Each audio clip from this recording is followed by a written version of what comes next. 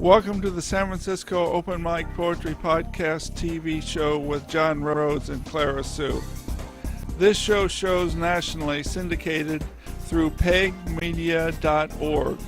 It is also available on the internet and lately has become available on the Netflix Roku box with the application Blip TV. There is no keyword search there, so you have to search by the title San Francisco Open Mic Poetry. As soon as you get to just the first S in the title of the podcast, the show will pop up on the list on the right. This way you can watch this show for free on demand. The show will start shortly. Thank you. Hi, this is Clara Sue, co-hosting with John Rhodes for the San Francisco Poetry Open Mic. And it's my pleasure to introduce Stephanie Manning today.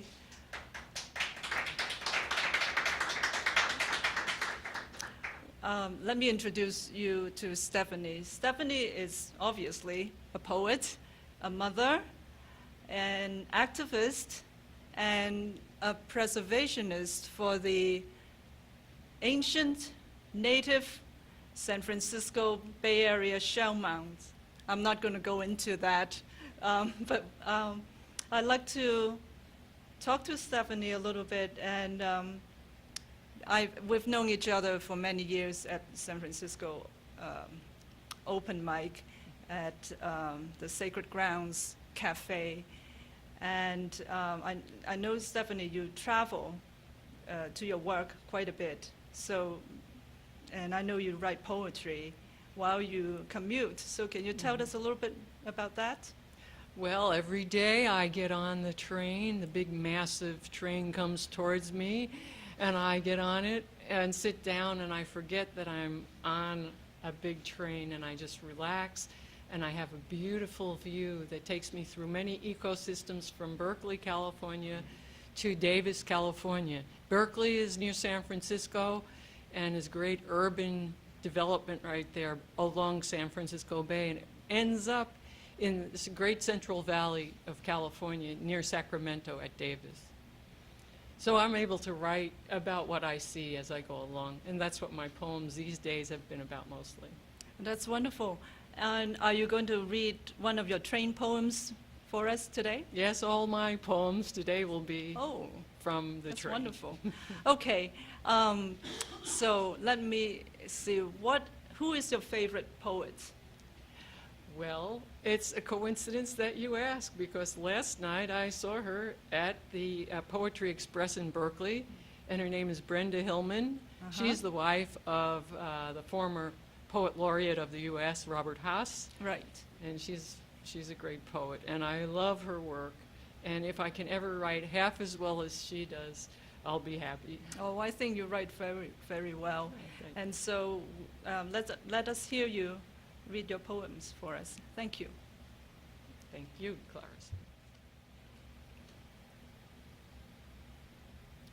Train tracks at the East Bay. Eclectic mixture of short palm trees, chaparral, tank cars of hydrochloric acid, spur tracks, side tracks, riprap, docks for oil tanker ships and pipes, Benicia, train bridge, road bridge, Carquinez, old bridge, new bridge, every stretch, each view, an episode, a rhythm of scenes, and at Carquinez Bridge, the C&H sugar factory that gulps 80 million gallons of water from the straits each day.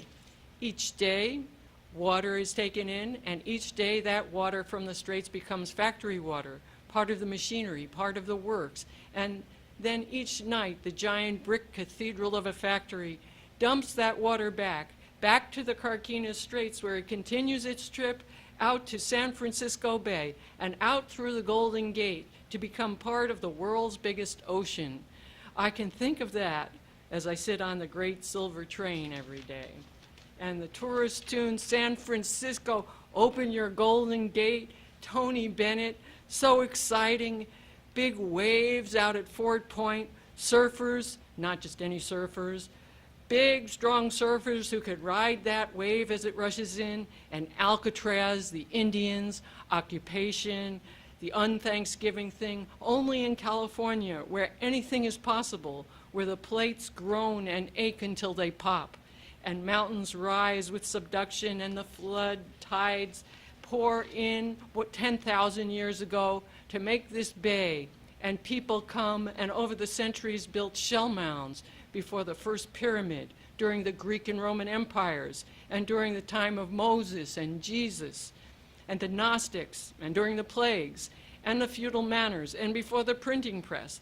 This place, this country was full of people who left great heaps of earth and shells. Picture it through time, and set the record straight. Wilderness, train tracks, gold rush, the blink of an eye, earth, plates, mountains, water, people, long time, pull into the station that sits atop the old creek bed, the old burial ground. We descend onto the platform and rush away, lovely in our distraction, exalted in our self-absorption. May we shine tonight under the stars. The Great Dipper will not remember us.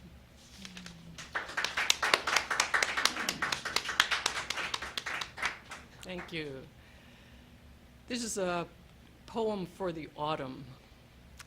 And now the rain is falling, and the Canadian geese cluster at the vernal pond, which has formed once more in a matter of hours, south of the hills of Vacaville. Yesterday it was dry, and all the yesterdays behind that for months. Weather has grayed the sky, and the mists of rain veil the small houses of Martinez near Bay's edge. Not one bright spot to give us hope that clouds will pass. We will not see Mercury, Venus, and Saturn rising together at dawn. Their nearness just an illusion anyway. We will not see it. Just floods near storm drains, puddles at sidewalk dips, and ponds to welcome long-absent friends from the north. All watery, water-loving creatures like us, relieved by a gift from the heavens that will sustain them. I count the days till spring, and wait each day for salvation from the malaise of autumn. Give me no pumpkins or apples or cozy kitten Afghan syntax by the Norman Rockwell hearth. I wait for spring, one day at a time. My angels will come in the faces of the children that I feed each day, and at the marsh's edge, at Glen Cove Shell Mound across from the sugar factory when the setting sun sparkles quietly on the bay, or in the company of poets who keep the engines of thought running. My brain will wait each day to be with you again, hungry for the sound of your words and flow of their meaning, and just being close to your casual and accepting natures. These are the angels that will save us from autumn's bite and the ghouls of All Hallows' Eve, from weirdos, rain, grouchy people, and late buses and cold nights. I will wait each day for the sun rises and starshine of spring. Till then, it's poetry, coastlines, the distant horizon, the return of pelicans, and the intimation of love, angels of peace, the beat of the poet's drum, and you.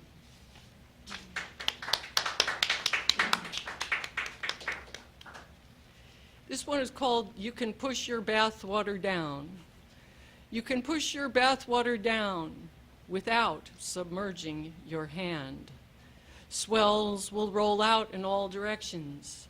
The back of your hand will stay dry. The more you push, the higher the swells. I am waiting to be rescued from the boredom. A good joke, or at least a tiny surfer who can handle these swells within the context of white enamel. It will be his energy that saves me.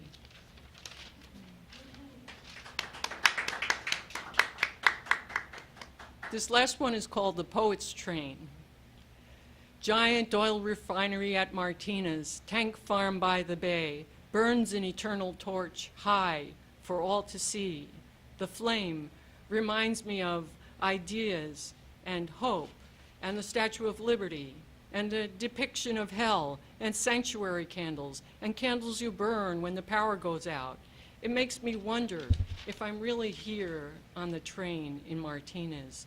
expecting something more from the intimation of a flame in the neutral days of late fall, when we all stand with our palms out, ready to receive, and paused in this position, nothing more than a cobweb on a light breeze, or the pale full moon rising against the still blue sky, or the clean sidewalk after the leaves have been raked, or a mild expression of love is all we get. A gift so light we don't see it. It falls out of our hand like a pelican that flies past your car window, and you just barely notice. My other self would rather be in the fires of hell with Hitler and the bad guys in December than counting the 262 sandpipers I see on the beach, or worrying over whether I am really here and watching the absurd actions of diving ducks out on the bay. Is late autumn in December all an illusion anyway? I am waiting for the soundtrack to change, to tell me what mood I'm in, what room I am in, where the train I am riding is going, not the solid diesel, steel, and engine train, but the train, you know, the life train, the one that passes between the Gull and Guile, the one I take from the top of Tamalpais to the top of Mount Diablo, to the valley each day. That train, the poet's train.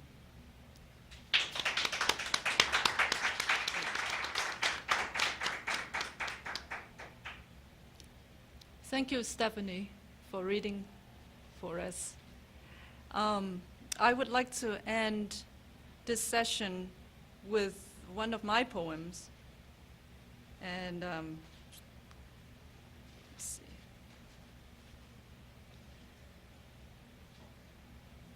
Or maybe a couple of my poems. This is a poem, a winter poem. It's titled Night in Amsterdam. Wind clouds chase leaves, dress moon in black lace. Run, run the moon, over still water, over hummed bridges, while church bells strike a hymn, while geese cackle in moss-green banks, while cyclists glide briskly down red brick roads. And the cold seeps into my sleeves, chilling the warmth from the yellow street lamps. Here's another one titled The Snow. The snow has not fallen since that blizzard when we held hands and laughed and dismissed the thoughts of impermanence. I sit here many years later, listening to a piano and cello and twining, bemoaning. Youth has passed, and the snow with its feathery flakes falls. Thank you. And let me end by a love poem, The Sower. Let me hear those words in a whisper. They will sway in my mind like reeds in the summer air. Let me hear them again, this time not from your lips, but from the movements of your hands and the gentleness of your breath. I will carry these secrets and scatter them in my field, sower of silken seedlings. It is your words that make me bloom. Thank you. Thank you for tuning in to the San Francisco Open Mic. I'm Clara Sue, co-hosting with John Rhodes, and we hope to see you again next time. Thank you.